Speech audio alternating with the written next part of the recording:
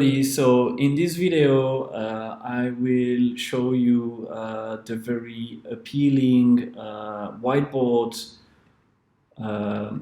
option that you have when you are starting a live conference within Teams, and why you shouldn't be using it really. And I will be making suggestions for other solutions if what you are looking for is to be able to write. So it is a very appealing icon over there, but it does have a lot of downsides. First thing first is that it will show in your screen there when you are on a computer. It will not show as a shareable option when you are on an iPad, and you will need to download the app that exists and that you can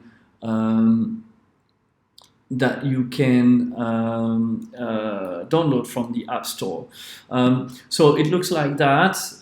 It is a whiteboard. This is what the name says. Now, writing with the notepad of your MacBook Pro might be kind of a dreadful experience.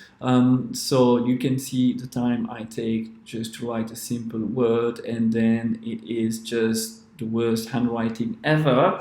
So if you do happen to have a little tablet like the bamboo tablet I have here, then that would make your experience completely different, and then you can indeed work at a much better pace.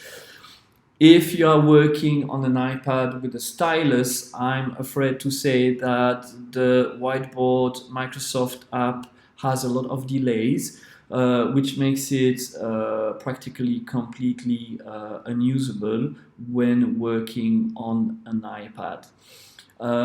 It has other downsides, but let me just show you first the other possibility. So you can type on it, and you can add sticky notes. So it does give you some flexibility, and it might look like a nice app.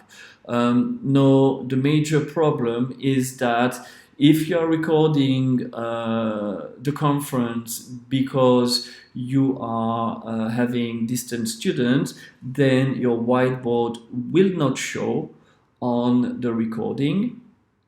And if or when you save your whiteboard, when you stop presenting, it will save it as a SVG file, which means it's a file of vectors, it's not a picture. So you need to convert the file before you share it with your students, which can be a pain in the neck when you have many other things to do.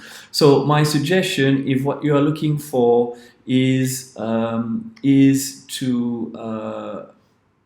use writing tools, is to first share your entire screen, go onto your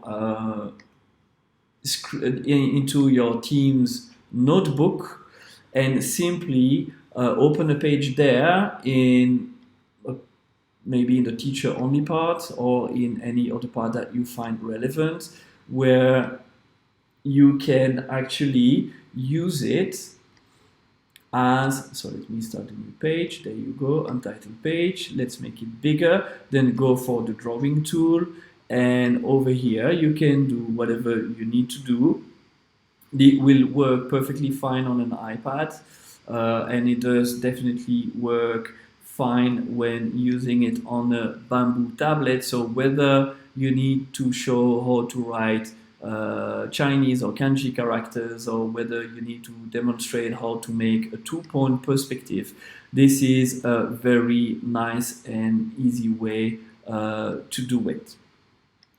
There are other options for using whiteboards online, and you will find a file with the names I do recommend, and I advise you to visit them and see how they are working, and if they are doing what you need to do for your class. That's it for now. Thank you.